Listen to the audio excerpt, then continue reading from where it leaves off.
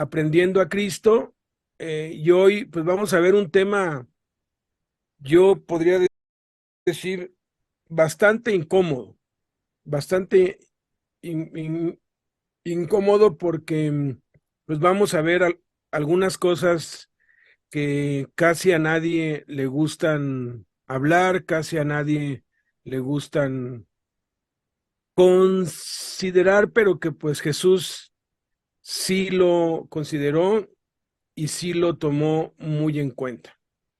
Entonces, el tema es ocasiones de caer y vuelvo otra vez a lo mismo de siempre. Es muy importante tener el orden de los acontecimientos en la secuencia como van. Ya hemos visto varias veces esto, nada más quiero recalcar que estamos en el año de persecución, estamos en el año más difícil de Cristo, estamos en el año en que el Señor Jesús corre peligro, peligra por su vida constantemente y empieza a hablar temas bastante delicados. Ya habló sobre el mayor en el reino de los cielos, luego el que no es contra nosotros, ya vimos claramente que no todos los que hablan bien de Jesús están a favor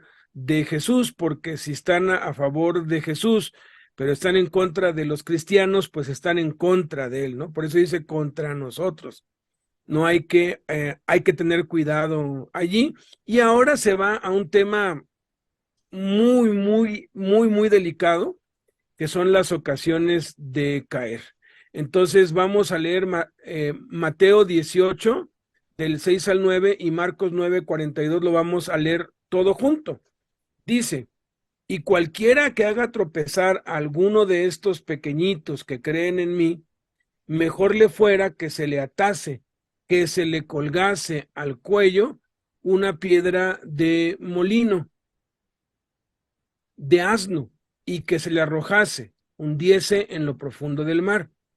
Hay del mundo por los tropiezos, porque es necesario que vengan tropiezos, pero hay de aquel hombre por quien viene el tropiezo. Por tanto, si tu mano o tu pie te es ocasión de caer, córtalo y échalo de ti, pues mejor te es entrar en la vida cojo o manco que teniendo dos manos o dos pies ir al infierno, ser echado en el fuego eterno, al fuego que no puede ser apagado, donde el gusano de ellos no muere y el fuego nunca se apaga. Y si tu ojo te es o fuere ocasión de caer, sácalo y échalo de ti. Mejor te es entrar con un solo ojo en la vida, en el reino de Dios, que teniendo dos ojos ser echado en el infierno de fuego, donde el gusano de ellos no muere y el fuego nunca se apaga. Porque todos serán salados con fuego y todo sacrificio será salado con sal. Buena es la sal, mas si la sal se hace insípida, ¿con qué la sazonaremos? Tengan sal en ustedes mismos y tengan paz los unos con los otros. No sé si nos vaya a dar tiempo de ver todo. Hay siete verdades aquí. Vamos a tratar de verlas y si no, pues vamos a tomar nuestro tiempo para examinarlo en dos partes. Entonces vamos a Mateo 18, del 6 al 9. Si nos puedes apoyar, Víctor Hugo, por favor. Mateo 18, del 6 al 9. Sí, cuando le dice así la palabra de Dios. Jesús advierte contra los tropiezos. Cualquiera que haga tropezar a alguno de estos pequeños que creen en mí, mejor le fuera que se le colgase al cuello una piedra de molino de asno y que se le hundiese en lo profundo del mar. Hay del mundo por los tropiezos, porque es necesario que vengan tropiezos, pero hay de aquel hombre por quien viene el tropiezo. Por tanto, si su mano o tu pie te es ocasión de caer, córtalo y échalo de ti. Mejor te es entrar en la vida cojo o manco que teniendo dos manos o dos pies ser echado en el fuego eterno. Si tu ojo te es ocasión de caer, sácalo y échalo de ti. Mejor te es entrar con un solo ojo en la vida que teniendo dos ojos ser echado en el infierno de fuego. Ok. Ahora vamos a Marcos 9, del 42 al 50, y no sé si nos pudieras hacer el favor, César Alcántara. Marcos 9, del 42 al 50, por favor. Sí, dice la palabra de Dios en el nombre de Jesús: cualquiera que haga tropezar a uno de estos pequeñitos que creen en mí, mejor le fuera si se le atase una piedra de molino al cuello y se le arrojase en el mar. Si tu mano te fuera ocasión de caer, córtala. Mejor te es entrar en la vida manco que teniendo dos manos ir al infierno, al fuego que no puede ser apagado, donde el gusano de ellos no muere y el fuego nunca se apaga. Y si tu pie te fuere ocasión de caer, córtalo. Mejor te es entrar a la vida cojo que teniendo dos pies ser echado al infierno, al fuego que no puede ser apagado, donde el gusano de ellos no muere y el fuego nunca se apaga. Y si tu ojo te fuere ocasión de caer, sácalo. Mejor te es entrar, es el 47, ¿ah? Hasta el 50. Ok. Dice, mejor te es entrar en el reino de Dios con un ojo que teniendo dos ojos ser echado al infierno, donde el gusano de ellos no muere y el fuego nunca se apaga. Porque todos serán salados con fuego y todo sacrificio será salado con sal. Buena es la sal, mas si la sal se hiciese insípida, ¿con qué la sazonaréis? Tened sal en vosotros mismos y tened paz los unos con los otros. Ok, vamos a unir los dos evangelios.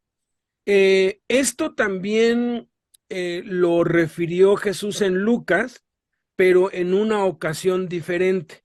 Y esa ocasión diferente, que es más adelante de estos acontecimientos, es como para reforzar lo que ya había dicho.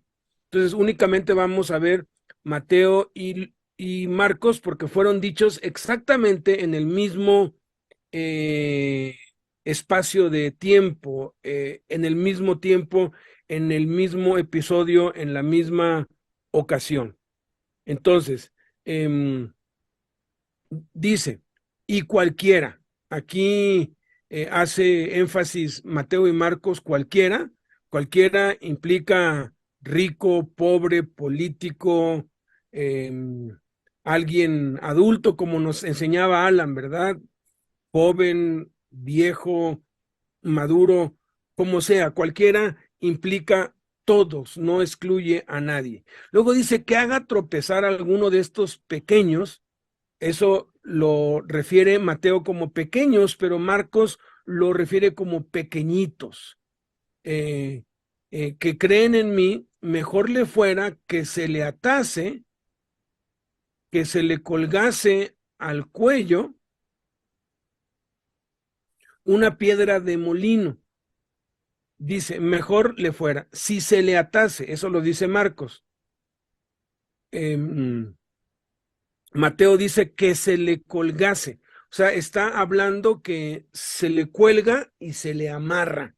O sea, porque si nada más se le cuelga, pues se le puede pues zafarse, pero Marcos hace claridad que no solamente es algo que se le cuelga, sino que se le amarra bien, se le ata bien de modo que no pueda sacar la cabeza allí.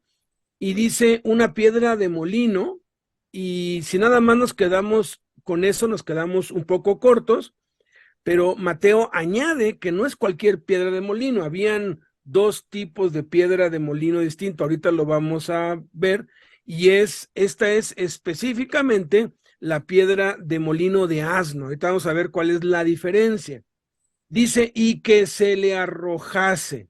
Una es se le arrojase, dice Marcos, pero Mateo dice hundiese, se le hundiese en lo profundo, dice Mateo, y Mateo y Marcos dice del mar. O sea, ahorita vamos a ver las dimensiones de esto, pero la verdad, los narcos no inventaron los zapatos aztecas, que meten a los que quieren hundir en el mar, les meten sus dos piernas, las meten en cubetas con cemento fresco.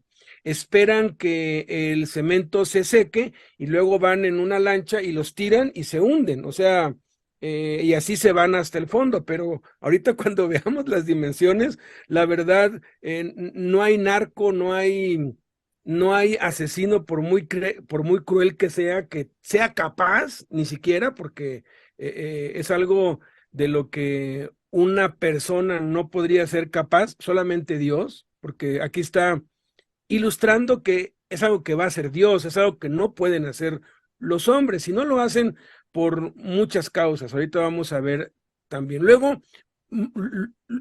Mateo profiere un ay, dice, ay del mundo por los tropiezos, porque es necesario que vengan tropiezos, pero ay de aquel hombre por quien viene el tropiezo. Por tanto, si tu mano o tu pie te es o fuere ocasión de caer, Mateo dice, te es ocasión de caer. Marcos dice, te fuere ocasión de caer, porque puede ser que ahorita mismo estás en una tentación, pero también tenemos que aprender a reconocer dónde podemos meternos nosotros en tentaciones. Entonces, tenemos no solamente que lidiar con las tentaciones presentes, sino también prevenir las futuras. Dice, córtalo y échalo de ti, mejor te centrar en la vida cojo o manco que teniendo 2 manos o 2 pies. Marcos dice ir al infierno, Mateo y Marcos dice ser echado, Mateo dice en el fuego eterno. Y luego Marcos añade al fuego que no puede ser apagado, donde el gusano de ellos no muere y el fuego nunca se apaga. Hay quienes dicen que el infierno no existe, porque como vamos a ver dentro de un rato, la palabra griega para infierno es Gehenna, y ese era un lugar geográfico, como hoy decir el basurero de Iztapaluca, ¿no? Era un lugar geográfico conocido. Sí, pero con lo que se le añade aquí, Gehenna eterno, es muy claro que no se refiere a un lugar físico, sino está haciendo una comparación de ese lugar donde la basura se tira, pero que es un lugar eterno. Y luego dice un fuego que no puede ser apagado, donde el gusano de ellos muere y el fuego nunca se apaga. Entonces está hablando de algo real y de algo eterno. Luego dice, y si tu ojo te es o fuere ocasión de caer, sácalo. Mateo añade, y échalo de ti. Mejor te centrar con dice Mateo, solo ojo en la vida. Mateo dice en la vida, pero Marcos dice en el reino de Dios. Vida y reino de Dios son exactamente lo mismo, y no está hablando de el cielo cuando nos muramos, está hablando de la vida en esta tierra. Luego Mateo y Marcos continúan, que teniendo 2 ojos ser echado en el infierno de fuego. Y luego añade Marcos, donde el gusano de ellos no muere y el fuego nunca se apaga, por si quedaba duda de que no estaba hablando de un lugar espiritual eterno, distinto al lugar geográfico físico del Gehenna. Dice, porque todos serán salados con fuego y todo sacrificio será salado con sal. Ahorita vamos a entender eso, o si no, la próxima semana. Buena es la sal, mas si la sal se hace insípida, ¿con qué la sazonarán? Tengan sal en ustedes mismos y tengan paz los unos con los otros. Hay 7 cosas que aprendemos aquí. La primera es que el hacer tropezar a los niños es un pecado gravísimo con consecuencias terribles. Aquí dice que sería mejor, no dice que quien haga tropezar a un niño, a un menor, se le va a dar ese castigo. Dice que mejor le iría si le dieran ese castigo, que es un castigo atrozmente cruel. Esto es el castigo, las consecuencias de aquel que haga tropezar a un niño son mucho más cruentas y espantosas y terroríficas que este castigo, porque ahorita vamos a ver que habían varias piedras con las que conformaban los molinos. La base era una piedra circular llamada cama de piedra, y sobre esa giraba otra gran piedra que era la famosa piedra de molino o muela, como también se le llama en la Biblia. El grano se iba pues se ponía allí y una piedra machacaba la otra, y la cama de piedra, que era ligeramente convexa, tenía echaba todo por un canal donde se iba recogiendo todo el trigo. El molino de piedra podía ser operado por seres humanos o por animales. Los que tenían un molino de piedra, ahora sí que para el consumo propio o para cantidades no tan grandes, pues usaban el molino, la piedra de molino, tal cual, porque esa sí era manejable por personas. Pero la piedra de molino de asno ya era usada por aquellos que producían en cantidades industriales, y hay una diferencia bastante grande. La piedra de molino como tal medía unos 1.4 metros de diámetro, o sea, no era, hasta eso no era muy grande, como 1,5 metros, lo que más o menos mide un niño. Un niño mide entre 1,20 y 1,50, 1,40 era lo que medía el diámetro. Tenía un grosor de apenas 20 centímetros y el agujero central era de 33 centímetros de diámetro, porque era así como con un ojo, ¿no? La piedra de molino, que era operada por gente, pesaba de media tonelada a 3/4 de tonelada, y tenía que ser operada entre varios hombres fuertes. Pero la piedra de molino de asno medía 1,5 toneladas o 2 toneladas, y eso era imposible ser manejado o manipulado por los hombres. Tenían que usar animales, por eso es que usaban un asno. Entonces, aquí estamos viendo un castigo terrible. Imagínate atar, que se le cuelgue al cuello una piedra de molino de asno.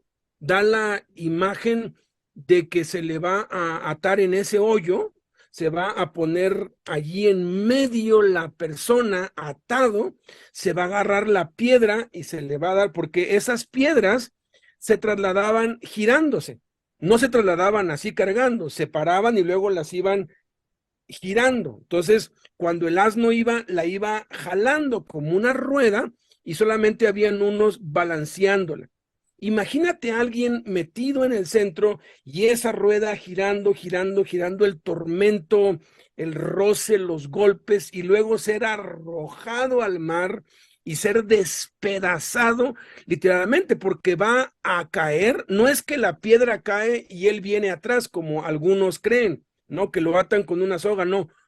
Lo atan, se le cuelga al cuello, o sea, la piedra de molino se le pone como un collar, pues, y se le amarra allí. ¿Se imaginan cuando esa piedra cae y cuando hace tierra, cómo despedaza y pulveriza a quien va ahí? Que pues yo creo que ya debe estar ahogado para cuando eso pase, ¿no? Pero es algo muy cruel, muy violento. Pues eso, dice Jesús, es preferible a hacer tropezar a un niño, al castigo que se merece. ¿Qué es hacer tropezar a un niño? De la palabra que se usa para niño en griego, que ya nos explicó Alan en una enseñanza pasada, los distintos vocablos para niño, aquí se utiliza en dos aspectos, y el tropiezo también se ve en dos aspectos. Una de las formas de tropiezo es la corrupción. La otra forma de tropiezo es el abuso. Entonces, fíjense, de acuerdo al artículo 201 del Código Penal Federal de México, y hablo de México porque ahorita vamos a ver una cifra escandalosa y vergonzosa, se establece que comete el delito de corrupción de menores, o sea, hacer tropezar a un niño, ¿sí? Que es el primer aspecto del tropiezo, de tropezar, quien obligue, induzca, facilite o procure a una o varias personas menores de 18 años de edad o a una o varias personas que no tienen capacidad para comprender el significado del hecho o una o varias personas que no tienen capacidad para resistirlo a realizar cualquiera de los siguientes actos: consumo de bebidas alcohólicas, consumo de cigarro o de drogas, mendicidad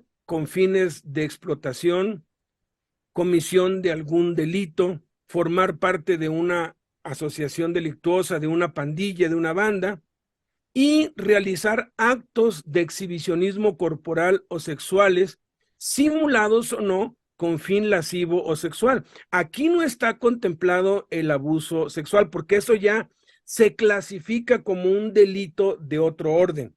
Aquí nada más estamos viendo la corrupción, y el aspecto sexual únicamente viene con el exhibicionismo corporal, y no hay un contacto físico. Cuando ya hay un contacto físico, eso ya se llama abuso sexual, y ese es el segundo significado de tropezar. Tropezar es corromper o abusar. De acuerdo al censo de las autoridades, en 2021 se registraron 1,900 delitos de corrupción de menores contra niños de 0 a 17 años en México. 1,384 mujeres y 516 varones. La cifra de corrupción de menores contra la infancia y la adolescencia incrementó 13% y ha ido incrementando año tras año. Las ciudades con más corrupción de menores son la Ciudad de México, Baja California y Guanajuato, con cifras muy parecidas. Este delito afecta mayormente a las niñas y a las adolescentes y se ha ido incrementando. Si consideramos que solo se denuncia el 10% de los abusos a menores, estaríamos hablando que en 2021 hubo 19,000 abusos en el año, 52 por día, de 2 a 3 cada hora. Esto solo en México. Ahora, estos son las cifras oficiales, ¿eh? Ahorita vamos a ver lo que los periodistas han descubierto y la proporción se dispara. Es muy triste, y la misma autoridad corrobora esto, que el 90% de los abusos suceden en el seno familiar. Según la Secretaría de Gobernación, se estima que en el 2020 hubo 8,876 nacimientos de bebés en niñas y adolescentes de 10 a 14 años. Hubo niñas de 10 años que dieron a luz niños. Esto implica 24 nacimientos diarios, un nacimiento cada hora. Todas ellas abusadas, violadas o forzadas sexualmente por un miembro cercano de la familia. Las cifras de abuso sexual son parecidas a las de corrupción, las cifras oficiales. Pero en este respecto, cuando se hace una investigación seria, se llegó a que México ocupa el primer lugar a nivel mundial en abuso sexual infantil, con 5.4 millones de casos al año. Lo voy a repetir. México ocupa el primer lugar a nivel mundial en abuso sexual infantil con 5.4 millones. ¿Qué diferencia hay entre 5.4 millones y 19,000? Que son las cifras oficiales, por así decirlo.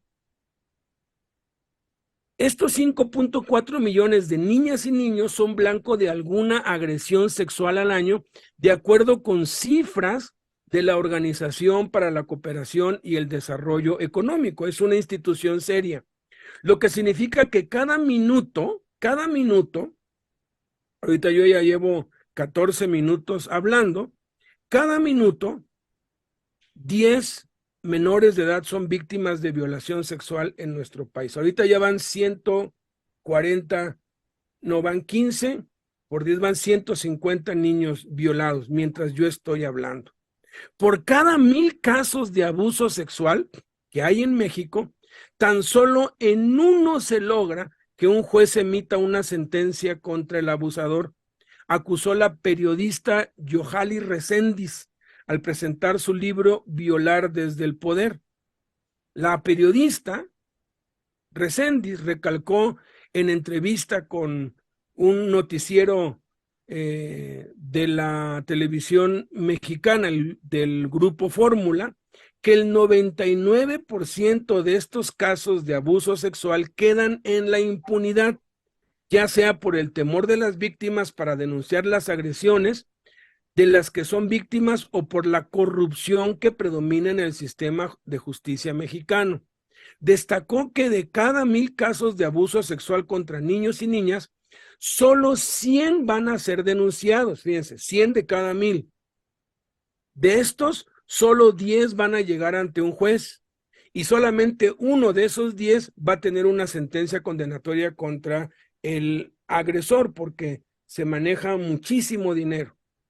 En el informe citado por la periodista, Aldeas Infantiles México alertó que en México uno de cada 4 niños y uno de cada 4 niñas y uno de cada 6 niños son víctimas de violación antes de cumplir la mayoría de edad, en la mayoría de los casos en abusos perpetrados por sus propios familiares.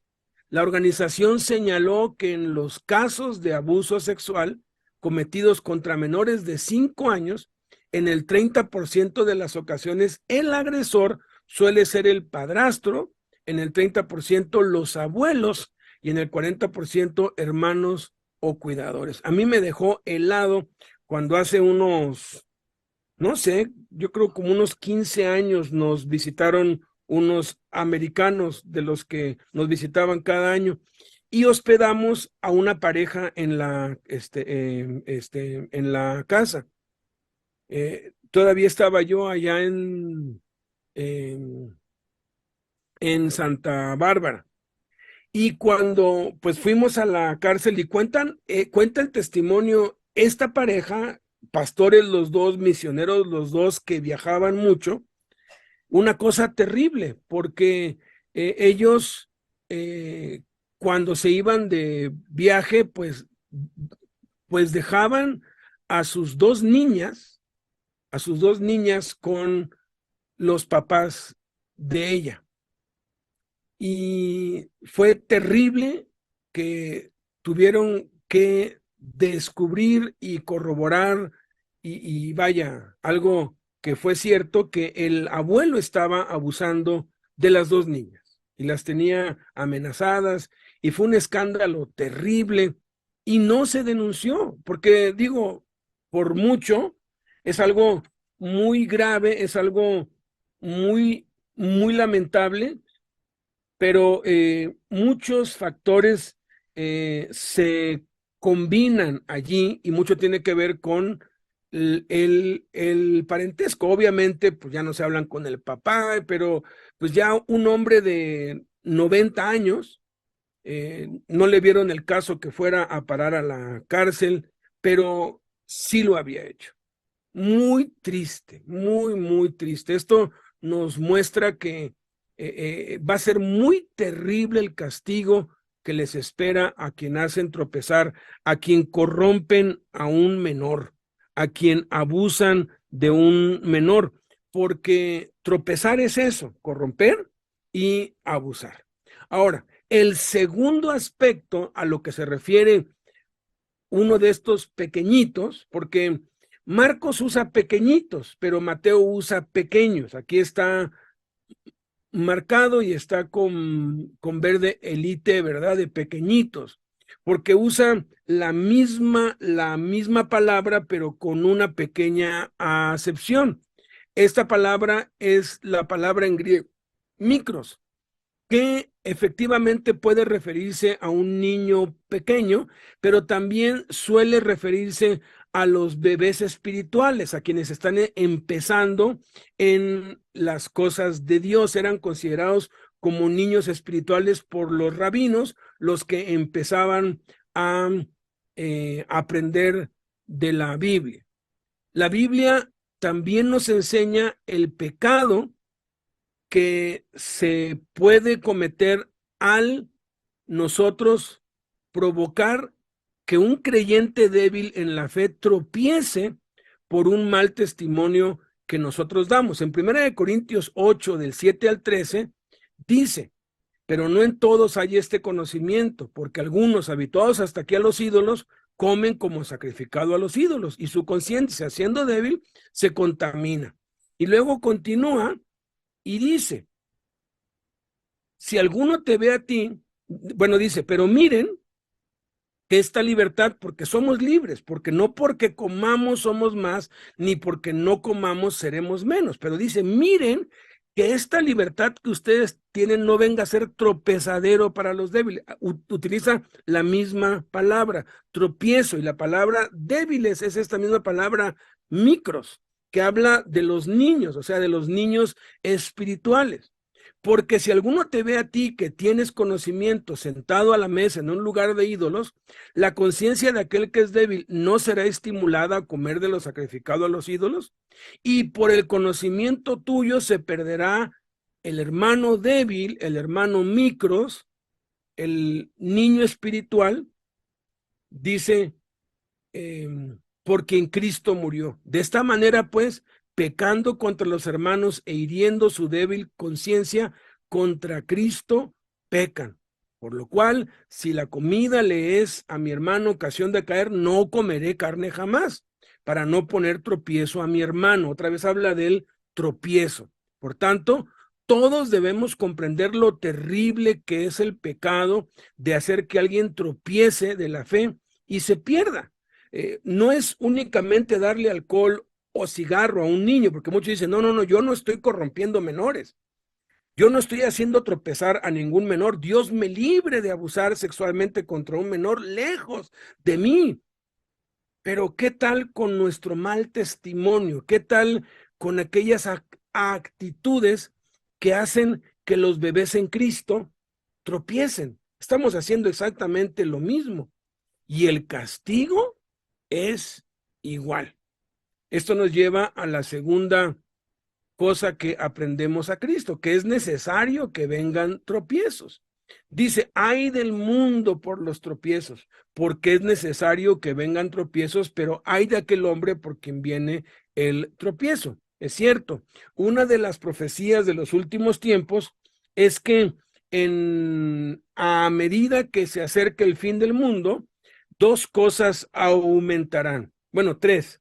Una es la ciencia, otra es el transporte, muchos irán de acá para allá, y la tercera es la maldad. La maldad irá aumentándose, entonces cada vez va a haber más violaciones, más tropiezos, por eso es que cada vez hay que tener más cuidado, sobre todo los que pues tenemos nietos, niños pequeños, cuidarlos como el tesoro más precioso, no confiarnos con nada ni con nadie, incluso pedirle a Dios, guárdalos de mí mismo, ten misericordia de mí, no vaya a ser que se me bote la canica y yo termine corrompiendo a mis hijos o abusando de ellos, que hay muchos casos lamentablemente así. El mundo está lleno de tropiezos. Las personas constantemente están tropezando. Cuando escuchamos de tropiezos, nos viene a la mente las caídas que muchos de nosotros hemos tenido, ¿verdad? Cuando nos hemos enredado y tropezado con un tubo o una piedra o con la mesita de centro en la sala, tropezamos, ¿verdad? En muchos de esos casos nos tambaleamos, perdemos el equilibrio, pero logramos recuperarnos y no caemos en el piso o sobre algo. O sea, es un tropiezo, simplemente tropecé, no caí, pero tropecé. O sea, no me morí, pues. Pero en otros casos no logramos recuperarnos y caemos estrepitosamente. De esas caídas algunas veces salimos lastimados, golpeados con moretones, y lo más chistoso de eso es que cuando nos caemos en la calle, aun cuando nos duela mucho, lo primero que por instinto hacemos es voltear a ver si alguien nos está viendo. Nos importa a veces más lo que diga la gente cuando nos caemos que el dolor que nos causa, ¿sí? Hay otros tipos de tropiezos que no son físicos, sino son morales, hay tropiezos sentimentales, hay tropiezos espirituales. En todos los tropiezos siempre hay un factor que lo produce. Este factor mayormente es externo, aunque en algunos casos puede ser producido por nosotros mismos, intencionalmente. Nosotros podemos tropezar por nuestra rebeldía, lo podemos hacer con premeditación, alevosía y ventaja. Espiritualmente puede ser por una situación que influye en nuestra fe, pero en algunos casos es producido el tropiezo por la actitud de otras personas, ¿no? Entonces, los tropiezos tienen que ver con nuestra vida espiritual. O sea, no pensemos nada más en las atrocidades y en las violaciones y en lo escandalosa que son las cifras. Pensemos también espiritualmente, porque si Dios nos ha librado de cometer algo así, no estamos exentos de hacer tropezar espiritualmente a alguien. Repito, tropiezo viene de la palabra griega escandalón, de donde viene la palabra escándalo. Y tropiezo, como ya vimos, es corromper, es inducir a alguien al mal, o es ponerle una trampa para que caiga, inducirlo voluntaria o involuntariamente, y es también abusar, porque cuando tú le pones el pie a alguien para que tropiece y se caiga, tú estás abusando de su ingenuidad, de que pues no lo ve. Por eso es que en el Antiguo Testamento encuentras textos como este: maldito el que haga tropezar a un ciego. O sea, un ciego viene y pues no puede ver si le pones el pie, y si tropieza, dice que vas a ser maldito. Y hay muchos que hacen eso, hacen tropezar a los ciegos y se ríen y se burlan. Israel es una gran fuente de información en cuanto a los errores que no debemos cometer. Dios les advirtió contra la idolatría de las naciones que habitaban en la tierra, contra la perversión sexual que había en esas tierras. En Deuteronomio, allí está descrito, ampliado. Y en todas esas veces les dicen: cuídense de lo que hacen los moradores de esas tierras para que no tropiecen en esos actos pecaminosos, porque tenemos que aprender cómo evitarlo. Ahorita vamos a ver qué es lo que hay que hacer para evitar nosotros tropezar y hacer tropezar a otros. También nos habla de tropezar en la palabra. En primera de Pedro 2:8 dice que hay muchos que han tropezado en la palabra, porque como no les gusta y no quieren obedecer, la palabra misma los hace caer, pues, ¿no? El pueblo judío tropezó con Jesús porque no quisieron creer en él. Aquel que no cree en Cristo, que no cree en la Biblia, está tropezando porque se está condenando a sí mismo, está haciéndose un gran mal. Entonces dice: hay del mundo por los tropiezos, es necesario, sí, pero hay de aquel hombre por quien viene el tropiezo. Este punto es muy delicado, porque ya no son los pecados que nosotros mismos cometemos por nuestros propios errores, sino que debemos cuidarnos de no pecar al hacer tropezar a algún hermano por nuestras acciones, como veíamos en el punto anterior. Hay de aquel que hace tropezar a otro por sus malas acciones o malas obras o su mal testimonio, porque acabamos de leer que sería mejor que se le atase, que se le colgase al cuello una piedra de molino de asno. Tiene 33 centímetros de diámetro. Sería interesante, ya no me dio tiempo medirme la cabeza. Yo tengo ascendencia pues yucateca, soy pues cabezón, igual mi cabeza puede ser referencia de una pues cabeza grande. No sé cuánto mida, pero si alguien allí que tenga alguna cinta a la mano, pues simplemente crúcela de aquí a acá y eso le va a dar qué diámetro tiene nuestra cabeza, para ver si es más o menos, o sea, si es de 25, de 30, porque son 30 centímetros que mide ese hueco, ¿no? Entonces imagínense metido en ese hueco de una piedra de 20 centímetros de grueso, pero que pesa 1,5 toneladas o 2. Entonces, cuando por nuestras malas acciones hacemos que otro peque, estamos en problemas. Acabamos de leer que no debemos hacer tropezar a otros con la comida. En Romanos 14, Pablo lo resume así y dice que los fuertes espiritualmente debemos soportar las flaquezas de los débiles. No en que nos hagamos de la vista gorda ante sus pecados, sino más bien que evitemos hacer aquello por lo cual estos hermanos débiles pudieran tropezar. En aquel entonces había la creencia en algunos hermanos, mayormente de los judíos que se habían hecho cristianos, de que había alimentos que no se podían comer. Pablo dice, podemos comer de todo siempre y cuando des gracias por ello, pero si para tu hermano le ofende que comas carne, no comas carne. Y luego él dice, no comeré carne jamás para no hacer tropezar a mi hermano. Y dice que no debemos hacer tropezar a nadie por la comida o la bebida. Y aquí debemos tener muchísimo cuidado de guardar nuestro testimonio, no por nuestra conciencia, sino por la de los otros. Esto no aplica para aquello que la Biblia pide que hagamos. Un hermano que anda desordenadamente, se le debe llamar la atención y corregirlo, así se desagrade y se vaya. No podemos consentir el pecado. Nosotros no debemos hacer nada indebido en que nuestros hermanos ni nadie tropiece, ni vecinos, ni familiares, ni compañeros de trabajo, etc. Una manera en que los hermanos tropiezan cuando un hermano hace algo incorrecto es la murmuración. Por eso es que el chisme es tan dañino y tan peligroso.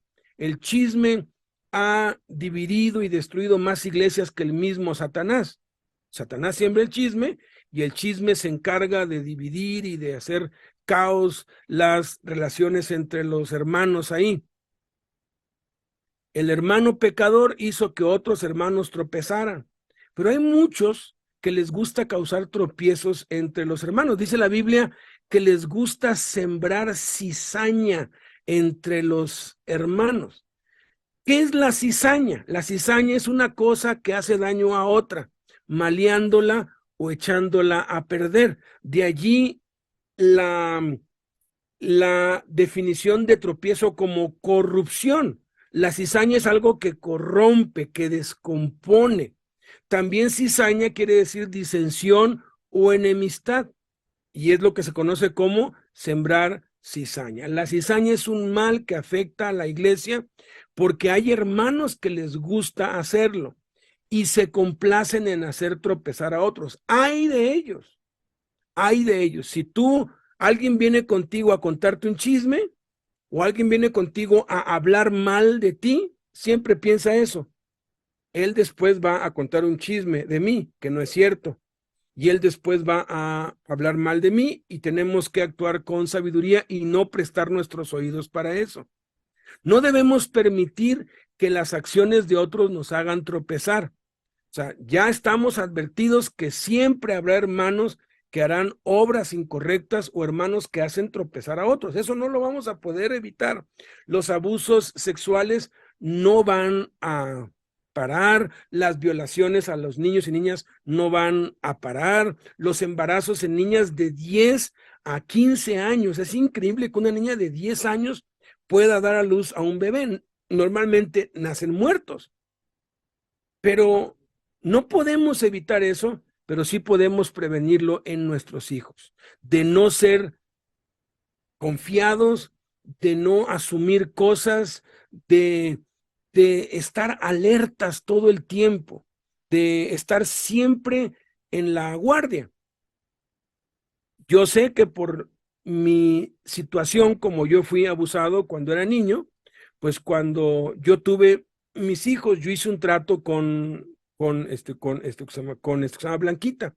Le dije, cuando tengamos hijos, por la experiencia que yo pasé, nunca vamos a dejar a nuestros hijos con nadie, van a andar con nosotros siempre. Y si no pueden andar con nosotros, pues no vamos a donde tengamos que ir. Pero van a estar siempre bajo la supervisión mía o bajo la supervisión tuya. No vamos a confiar en nadie, porque la demasiada confianza hace que nuestros hijos sean víctimas de abusos. Y no estoy diciendo que ya veas a un violador en cada persona, no, pero no pongas tropiezo, no pongas oportunidad, no le des lugar al diablo, pues, porque se pueden despertar pasiones que no se despertarían si no hubiera la oportunidad, como vamos a ver ahorita dentro de un rato. Entonces, debemos estar firmes y no permitir que nadie ni nada nos haga tropezar y prevenir los tropiezos a como dé lugar. Cuando Pedro quiso convencer a Jesús de que no fuera a la cruz a cumplir su propósito, ¿qué le dijo Jesús? Me eres tropiezo. ¿Por qué? Porque estás queriendo impedir la voluntad de Dios en mi vida. Entonces, cuidémonos siempre de no causar tropiezos en otros por acciones u obras incorrectas que cometamos, porque Dios nos va a pedir cuenta. Por eso, ay de nosotros si hacemos tropezar a otros conscientes o inconscientemente. Si lo hemos hecho, hay que pedir perdón y arrepentirnos. Y también cuidarnos de que seamos víctimas del tropiezo de otros. Ahora, viene aquí y en la tercera, cuarta y quinta cosa que aprendemos a Cristo, nos da acciones de prevención. Nos dice qué tenemos que hacer para no tropezar nosotros y obviamente no hacer tropezar a otros. Dice, debemos cortar de nosotros nuestra mano o nuestro pie si nos es o nos fuere ocasión de caer. Dice, por tanto, si tu mano o tu pie te es o fuere ocasión de caer, córtalo. Vamos a enfocarnos en córtalo. Jesús repite dos mandamientos que ya había dado y nosotros ya hemos hablado de esto en un episodio anterior. En un episodio anterior dice, si tu mano te fuera ocasión de caer, córtala. Y luego dice, si tu ojo te fuera ocasión de caer, sácalo. Y agrega dos mandamientos similares, pero ahora respecto al pie y dos mandamientos adicionales. Pero en esta ocasión ya no dice fuere ocasión, sino es, porque cuando vives bajo presión, cuando estás bajo ataque, cuando estás, ahora sí que, pues perseguido en crisis, es cuando más vulnerable eres. Entonces, esto forma el cuadro completo que debemos obedecer ante cada tentación y sobre todo para con los niños, como mencionábamos, tanto físicos como espirituales. Por eso es que dice, cualquiera que haga tropezar a uno de estos pequeñitos que creen en mí, mejor le fuera si se le atase una piedra de molino al cuello y se la arrojase al mar. Y entonces dice, si tu mano te fuera ocasión de caer, córtala. Mejor te es entrar en la vida manco que teniendo dos manos ir al infierno, al fuego eterno que no puede ser apagado. Y luego menciona, y si tu pie te fuere ocasión de caer, córtalo. Es interesante notar que 3 veces seguidas repite la misma frase, ser echado en el infierno, al fuego que no puede ser apagado, donde el gusano de ellos no muere, y al fuego que nunca se apaga, 3 veces. En Mateo capítulo 5, que ya lo vimos, cuando dio los 2 mandamientos de la mano derecha y el ojo derecho, los asoció específicamente con el pecado sexual, la fornicación y el adulterio. Y solo mencionó, mejor te es que se pierda uno de tus miembros y no que todo tu cuerpo sea echado al infierno.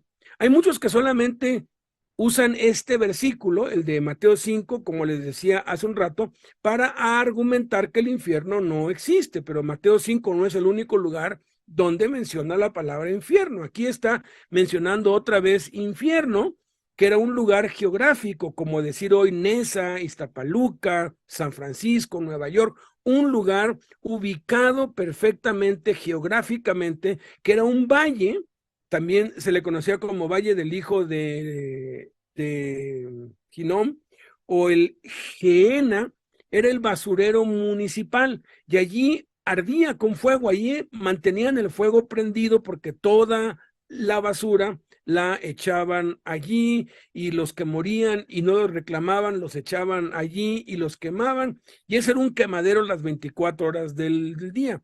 Pero aquí se añade fuego eterno, fuego que no puede ser apagado. El asunto del pecado es algo muy grave.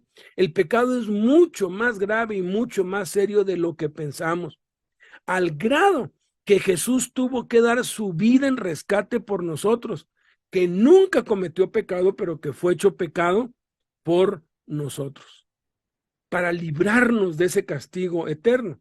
Ya nos advirtió y nos mandó respecto al ojo derecho, que tiene que ver con lo que vemos, y con la mano derecha, que tiene que ver con lo que tocamos. Ahora manda respecto a nuestro pie, pero no especifica derecho ni izquierdo. Cuando dice, si tu ojo derecho, si tu mano derecha, ahora simplemente dice si tu mano o tu pie, porque ahora está incluyendo ambos, tanto la mano derecha como la mano izquierda, tanto el pie derecho como el pie izquierdo, haciendo énfasis que se refiere a ambos. Nuestros pies nos sirven para caminar y trasladarnos de un lugar a otro. Aunque se refiere a ambos pies, al no mencionar derecho o izquierdo, no dice pies, sino que habla de uno solo. ¿Por qué? Porque miren, escuchen con atención, la mayoría de las veces es un solo paso lo que divide el buen camino del mal camino. Un solo paso puede definir tu destino. Un solo paso que des puede definir tu victoria o tu fracaso, tu éxito o tu desgracia. Un solo paso. Si titubeamos sobre el paso que debemos dar, Jesús dice, corta tu pie, porque ese paso te va a conducir al infierno eterno. Ahora, Jesús nos advierte que nos fijemos dónde andamos, en dónde caminamos. Por eso la Escritura nos exhorta a andar en el Espíritu. No nos dice, camina en el Espíritu. No nos dice, corre en el Espíritu. Dice, anda en el Espíritu. Y andar no es caminar. Andar es dar un paso después de otro apoyándote. Es la palabra que se utiliza para los bebés que empiezan a caminar. Los bebés no caminan, los bebés andan. Por eso es que se les compran andaderas. ¿Cuál es la diferencia entre andar y caminar? La diferencia es que caminar, pues simplemente te trasladas y no tienes que apoyarte de nada, simplemente vas a donde vas. Andar, das 2 pasos y te apoyas en algo. Das 2 pasos o 3 y vas apoyándote de un lugar para otro. Eso significa que andar, pues, es despacio, un paso tras otro, como los bebés. Debemos examinar nuestros pasos, cada decisión que tomamos, dónde nos movemos y hacia dónde nos pueden llevar nuestros pasos. También el Espíritu nos insta a examinar bien la senda de nuestros pies, porque Dios ve todos nuestros pasos. Si cualquier paso nos es ocasión de caer, dice, debemos cortarlo, que significa lo mismo que para el ojo. Corta tu ojo significa voltea a ver a otro lado. Corta tu pie significa dirige tus pasos hacia otro lado. Dirígete a un lugar diferente. Respecto a la tentación sexual, nos dice bien claro hacia dónde debemos encaminar nuestros pasos, y ahí sí no nos dice anda, ahí nos dice huye, ahí nos dice corre. La cuarta cosa que aprendemos a Cristo es que debemos echar fuera de nosotros nuestra mano o nuestro pie. Ya aquí ya se vio que hay que cortar nuestra mano o nuestro pie, que eso es irnos en otra dirección, ¿sí? Pero después dice, ya que te cortaste la mano, figurativamente te cortas la mano y la tienes aquí, o el pie te lo cortas y lo tienes acá, dice que lo arrojes de ti. ¿Qué significa eso? Significa que no debes reincidir. Si ya sabes que un paso te va a llevar a lo malo, pues ya no pases por ahí.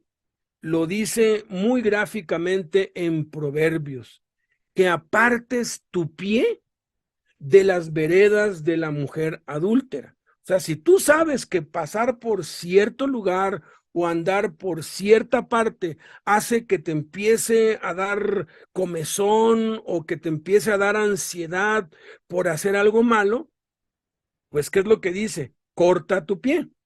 Entonces, ¿qué es eso? Te vas para otro lado. Pero no basta con eso. Dice que hay que echar de nosotros nuestro pie.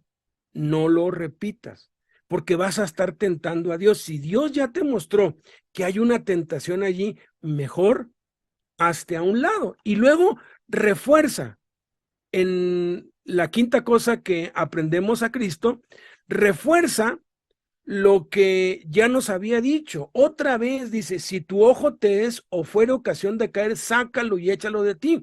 O sea, sácalo de ti, arráncalo pues, es deja de ver eso que estás viendo que te hace daño. Y arrójalo de ti es no lo repitas. En el contexto nos está enfatizando lo que ya nos había enseñado antes. Nos está previniendo de caer. Y específicamente el ojo lo asocia con el pecado sexual, específicamente.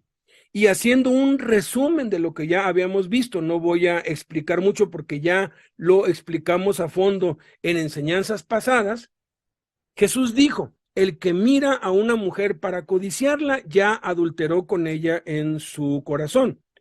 No dice el que mira a una mujer, porque pues tendríamos que estar ciegos, porque todo el tiempo vemos pues mujeres en la calle, en el trabajo, en todos lados. Hace tiempo vino un hermano en Cristo que estaba preso y me dijo, hermano, ore por mí porque adulteré cometí adulterio con, ¿cómo se llama esta? Con Jennifer López, ¿no? Le dije, ¿cómo? Vino aquí a la cárcel y me dijo, no, pero pues vi una revista y pues tuve pensamientos pues lujuriosos y hice cosas malas.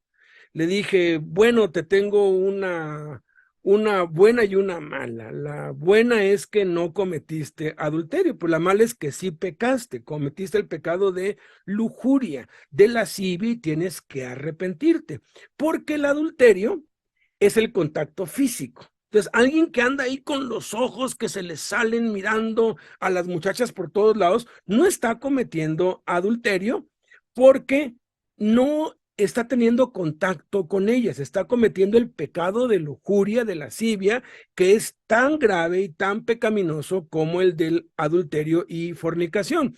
Pero adulterio y fornicación tienen que ver con el acto físico. Dice Jesús, el que mira a una mujer para codiciarla, añade ahí para codiciarla.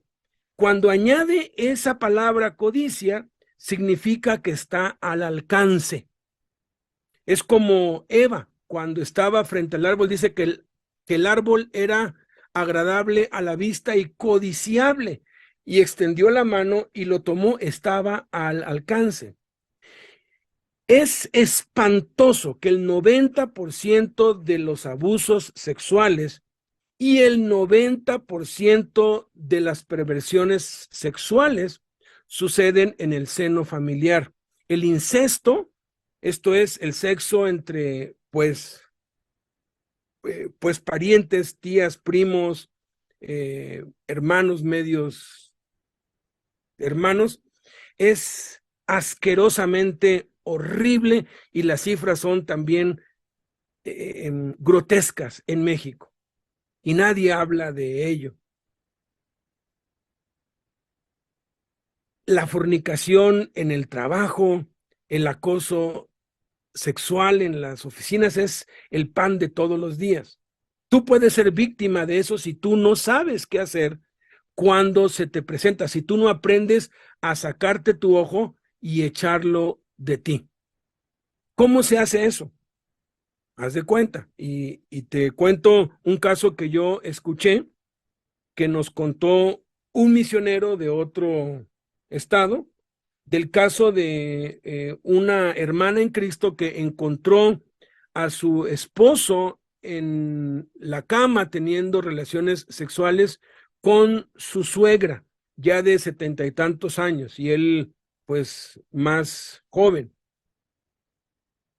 Si resultara que ves con malos ojos a un pariente tuyo porque eres lascivioso, lujurioso, y tienes que arrepentirte de eso, porque la lujuria y la lascivia te van a llevar al infierno.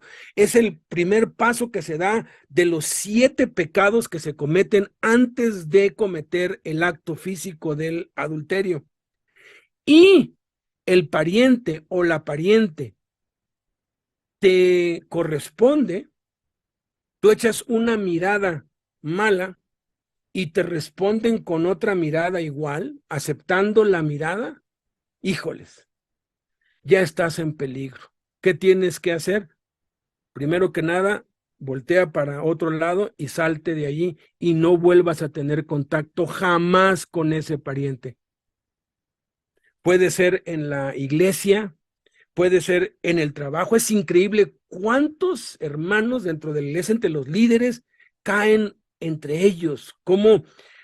¿Por qué? Porque no han entendido que más vale perder el trabajo, la iglesia, lo que sea, a perder la vida, a perder la reputación, a perder la familia. El adulterio destruye hogares y se puede evitar, por supuesto que se puede evitar.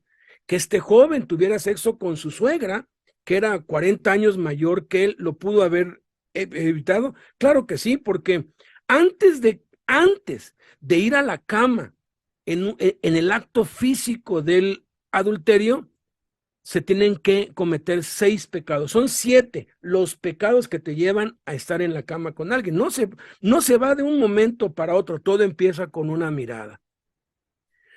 Sexta cosa que aprendemos a Cristo, debemos tener sal en nosotros mismos. Después de advertir que debemos vigilar cuidadosamente lo que vemos y tocamos y por dónde andamos, y que si nos son ocasión de caer debemos tomar medidas extremas para evitar caer o hacer tropezar a otros para no sufrir las consecuencias eternas, dice en Marcos 9:50, buena es la sal, mas si la sal se hace insípida, ¿con qué la sazonarán? Tengan sal en ustedes mismos. Adam Clarke parafrasea este versículo así: procuren tener en todo momento el principio preservador de la gracia divina en sus corazones y den la prueba de ello que satisfaga sus propias mentes y convenza o silencie al mundo. Vivan en amabilidad fraternal y en paz los unos con los otros. Así todos los hombres verán que están libres de ambición y que son verdaderamente mis discípulos, porque es posible que la sal pierda su sabor y sin embargo conserve su apariencia de la manera más perfecta. La sal es lo que le da sabor a la comida y es usada como preservador de los alimentos. Jesús dijo que nosotros somos la sal de la tierra. En la ley, la sal se utilizaba para purificar los sacrificios. Por eso es que aquí habla que todo sacrificio será salado con sal, ¿sí? Muy pocos entendemos esto, pero se usaba para purificar los sacrificios, ¿sí? Entonces, tener sal en nosotros significa que debemos vivir en santidad y que la pureza debe surgir de nuestros corazones hacia afuera, no solamente santidad externa, sino santidad interna. Esta palabra puede tomarse en sentido diferente al que tenía en el versículo anterior, porque todos serán salados con fuego y todo sacrificio será salado con sal. ¿Qué significa? Bueno, significa el condimento de buen sabor que se obtiene por la fe, esto es la sabiduría del Espíritu. Cuando Pablo ordena que tu discurso sea siempre con gracia, sazonado con sal, quiere decir que debemos ser santos, purificados en todas las locuras y corrupciones, purificados de todas las locuras y corrupciones profanas y llenos de la gracia espiritual que edifica a todos los que le escuchen y difunde sobre ellos un buen sabor. Si se adopta esta exposición, puede ser necesario entender que el siguiente mandamiento se refiere a la paz mutua promovida por la sal. Por eso es que estas dos cosas que aprendemos a Cristo tienen que verse juntas, porque las dos están asociadas, una depende de la otra. Tú no puedes tener sal en ti mismo y después tener paz, porque para tener paz los unos con los otros, primero debes tener sal. Y no puedes tener paz los unos con los otros si no tienes sal en ti mismo. Entonces, el requisito o el prerequisito para nosotros tener paz los unos con los otros es que tengamos sal en nosotros mismos, y eso significa la gracia de Cristo. Y luego dice que si la sal pierde su sabor, Jesús nos está diciendo, parafraseándolo, cuidado con esto, procura que retengas tu sabor y como prueba de ello, tengan paz los unos con los otros. Juan Calvino parafrasea este texto así: como todo holocausto fue salado con sal para ser echado en el fuego del altar, así todo el que no separe de su mano o de su ojo, no se separe de su mano o de su ojo del pecado, caerá en sacrificio a la justicia divina y será arrojado al infierno de fuego que no lo consumirá, sino que lo preservará para ser atormentado día y noche por los siglos de los siglos. Por eso dice, todo sacrificio será salado con sal, ¿no? Todos serán salados con fuego, o sea, el fuego no los va a consumir, así como la sal preserva, van a ser preservados para sufrir. Por otra parte, todo el que negándose a sí mismo y tomando su cruz se ofrece a sí mismo como sacrificio vivo a Dios, será sazonado con gracia, que como la sal lo hará sabroso y apetecible y lo preservará de la destrucción eterna. Así como la sal es buena para conservar las carnes y hacerlas sabrosas, así es bueno que seamos sazonados con gracia para purificar nuestros corazones y nuestras vidas y para difundir el sabor del conocimiento de Jesucristo, tanto en nuestras propias almas como en todas partes. Entonces, si perdemos esa sal, si perdemos la gracia de Dios, pues vamos a empezar a tener dificultades con la esposa, con los hijos, con los vecinos, le vamos a caer mal a otros. Ahora, no confundamos, hay 7 tipos de paz, y aquí está hablando de uno de esos tipos de paz. Hay la paz social, que no se va a lograr nunca.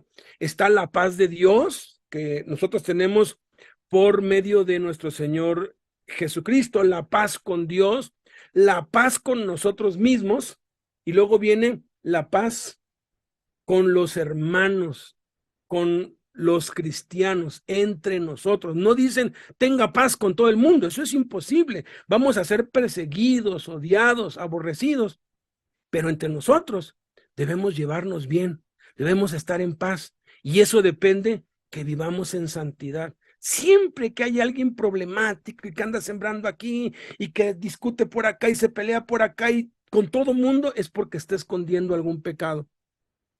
Es porque ha dejado de tener sal en sí mismo. Por eso es que tiene problemas con todos. Si tú eres de esos, de que eres tú contra el mundo y todos están en contra tuya, examínate, examínate. Arrepiéntete, vuélvete a Dios, saca de ti tu ojo, échalo de ti, corta de ti tu mano, corta de ti tu pie, échalos de ti. Deja de frecuentar esos lugares que te hacen tropezar. Deja de frecuentar esos sitios en internet que te hacen tropezar. Deja de hacerlo. Procura la santidad y eso va a traer la sal, la gracia de Dios para tu vida. Oremos. Padre, te damos muchas gracias, bendito Señor, porque tú eres bueno y tu misericordia es para siempre, Señor. Nos abruma, Señor, nos escandaliza, nos deja sin aliento tanta maldad, sobre todo contra los niños y las niñas, Padre. Con esto de la ideología de género, quieren normalizarlo, quieren hacerlo algo normal, natural, porque eso es lo que sigue, que le permitan a los niños practicar su sexualidad. Todo va para allá, todo va para Sodoma y se llama Gomorra, como tú predijiste, Señor Jesús. No lo vamos a poder evitar, Padre, porque tú dijiste que cuando ya estés por venir a la tierra, el mundo va a ser como era Sodoma y Gomorra, como en los días de Lot, donde todos los varones en Sodoma eran homosexuales, desde el menor hasta el mayor, porque se había corrompido en extremo la tierra, Señor. Por eso tú los destruiste. Y tú vas a destruir esta tierra cuando llegue a su fin, Señor. Pero mientras llega ese día, mientras llegan esos días, Padre, que seamos prudentes, Padre, que cuidemos a nuestros hijos, que cuidemos a nuestros niños, que vigilemos, Padre, nuestros ojos, nuestras manos, nuestros pies. Padre, que tomemos decisiones drásticas, que si es necesario perder amistades o incluso dejar de ver a familiares para siempre con tal de no ser escándalos. Si es necesario cambiarnos de iglesia o si es necesario de perder el trabajo, porque allí en el trabajo hay alguien que me corresponde y hay alguien con que ya hay química, ya hay miradas, ya se inició el proceso de la destrucción y la desgracia que va a venir como resultado de la tolerancia. Que seamos radicales contra el pecado, para que entonces podamos disfrutar de tu gracia y tener sal y ser agradables a otros y poder edificar a otros con nuestras vidas y con nuestras palabras. En el nombre de Cristo Jesús, Padre. Bendito seas.